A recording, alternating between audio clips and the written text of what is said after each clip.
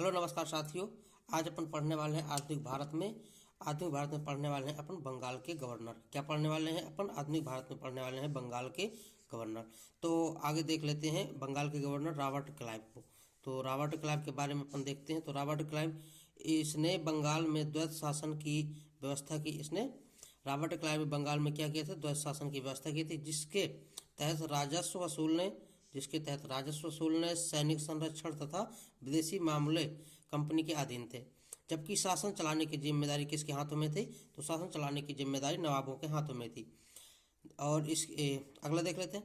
इसने मुगल सम्राट शाह आलम द्वितीय को रॉबर्ट क्लाइव ने शाह आलम द्वितीय को इलाहाबाद की दूसरी संधि 1765 ईस्वी कंपनी को मिला लिया था। मतलब रॉबर्ट क्लाइव ने जो मुगल सम्राट था तो उससे शाह आलम द्वितीय, तो उसको इलाहाबाद की दूसरी संधि में 1765 ईस्वी में कंपनी में मिला लिया था।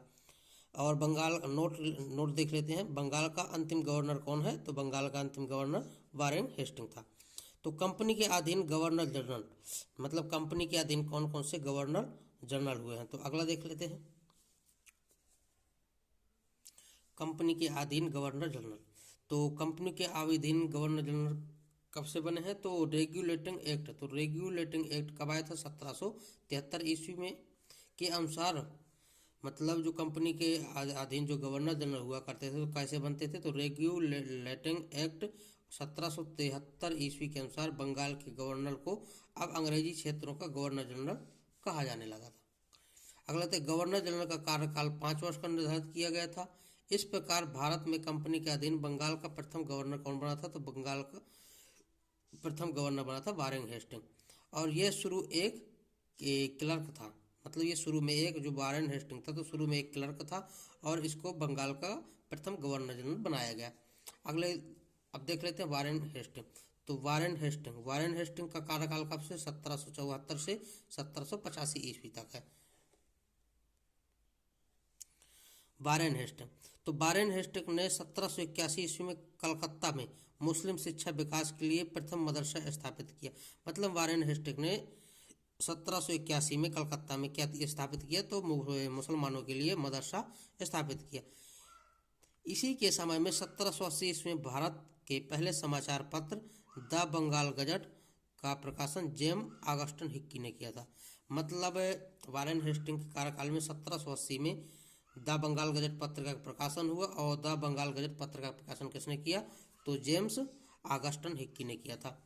इसी के समय में रेगुलेटिंग एक्ट के तहत 1774 ईस्वी में कलकत्ता में एक उच्च न्यायालय की स्थापना की गई।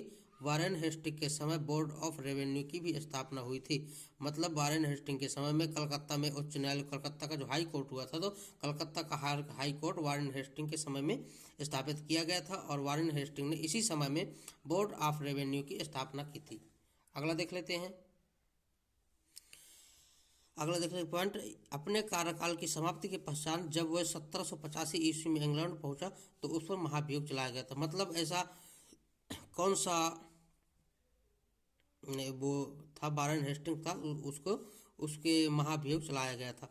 अब आ जाता है लॉर्ड कॉर्नवालिस के बारे में देख लेते हैं।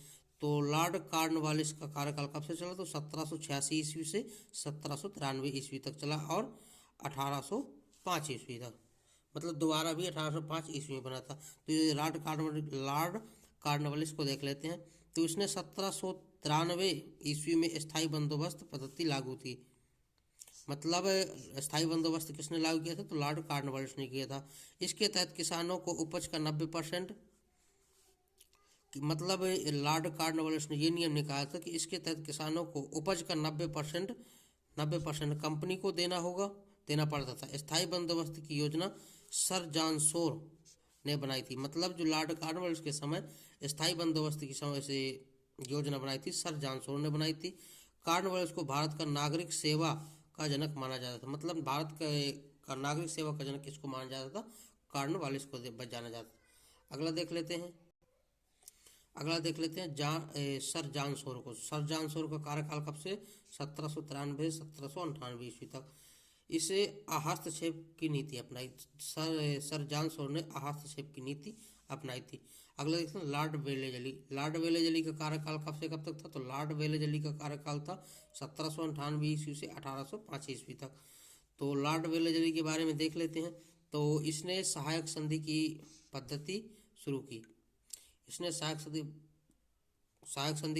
शुरू की, परंतु फ्रांसीसी गवर्नर डुप्ले ने सहायक संधि का प्रयोग किया। मतलब लॉर्ड वेलेजली ने सहायक संधि की पद्धति की स्थापना की, मतलब शुरू की, और इसका प्रयोग सर्वप्रथम डुप्ले ने किया था।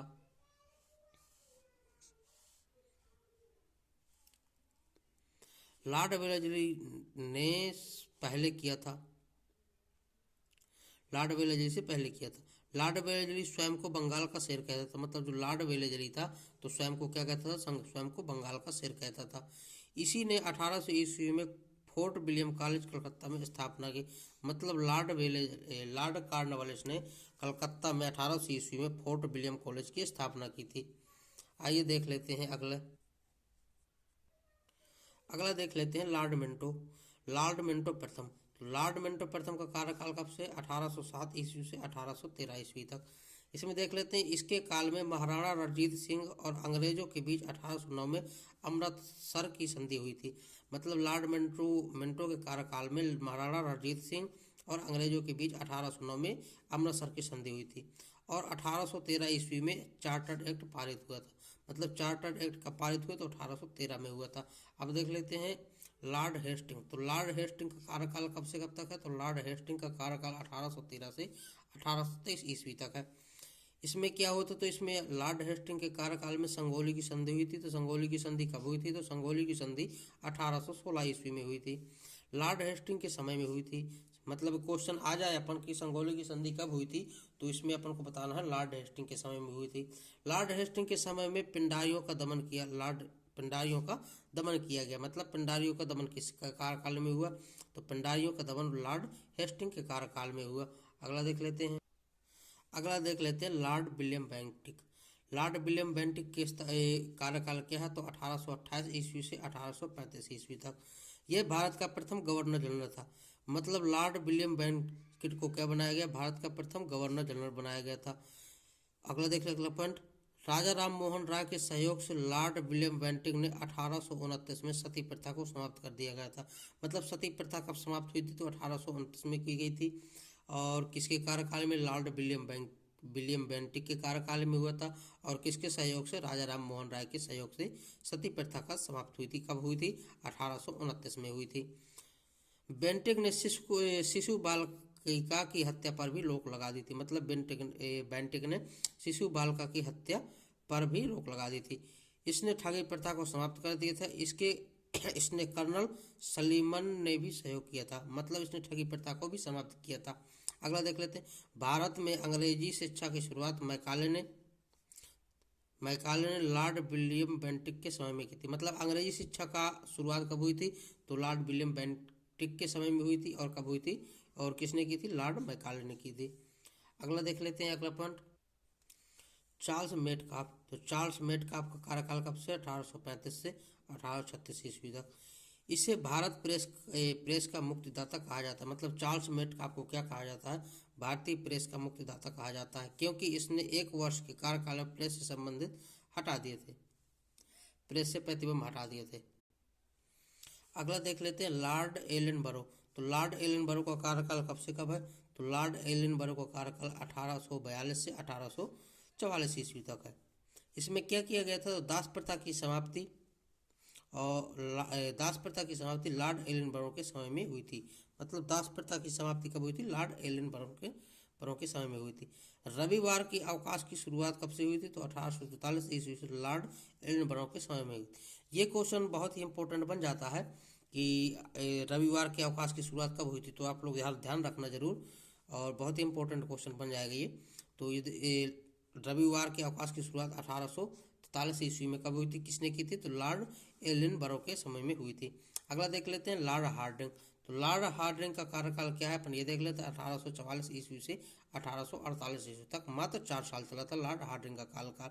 इसने क्या किया था? तो इसने नर बलि प्रथा पर प्रतिबंध, मतलब नर बलि प्रथा पर प्रतिबंध लॉर्ड हार्डिंग ने लगाया था। जो पहले पूजा पाठ हुआ करते थे मंदिरों में, तो वहाँ पर नर की बलि दी जाती थी। तो उस पर प्रतिबंध लगाया था लॉर्ड हार्डिंग ने। अगला देख लेते हैं लॉर्ड डलहौजी। इसका कार्यकाल बहुत ही महत्वपूर्ण है और ये इसके लॉर्ड डलहौजी के बारे में देख लेते हैं। तो लॉर्ड डलहौजी का कार्यकाल भी कितना है, 1848 से 1856 ईस्वी तक। लॉर्ड डलहौजी, तो लॉर्ड डलहौजी का कार्यकाल 1848 ईस्वी से 1856 ईस्वी तक है। तो इसका पॉइंट देख लेते हैं। तो कोहिनूर हीरा महारानी विक्टोरिया को भेज दिया गया था। मतलब जो लॉर्ड डलहौजी ने अपने भारत में जो कोहिनूर हीरा था ये गोलकोंडा की खदानों से निकला था। तो जो अपने यहीं पे रखा था, शाहजहां ने अपने उस पर शाहजहां ने खुदाई की थी गोलकोंडा, तो उसने अपने सिंहासन में लगवाया था। तो वही जो हीरा था कोहिनूर हीरा, तो इसने लॉर्ड डलहौजी ने महारानी विक्टोरिया को भेज दिया था। डलहौजी को भारत में रेलवे का जनक माना जाता है। तो डलहौजी को भारत में रेलवे का जनक किसको माना जाता है, तो भारत में रेलवे का जनक लॉर्ड डलहौजी को माना जाता है।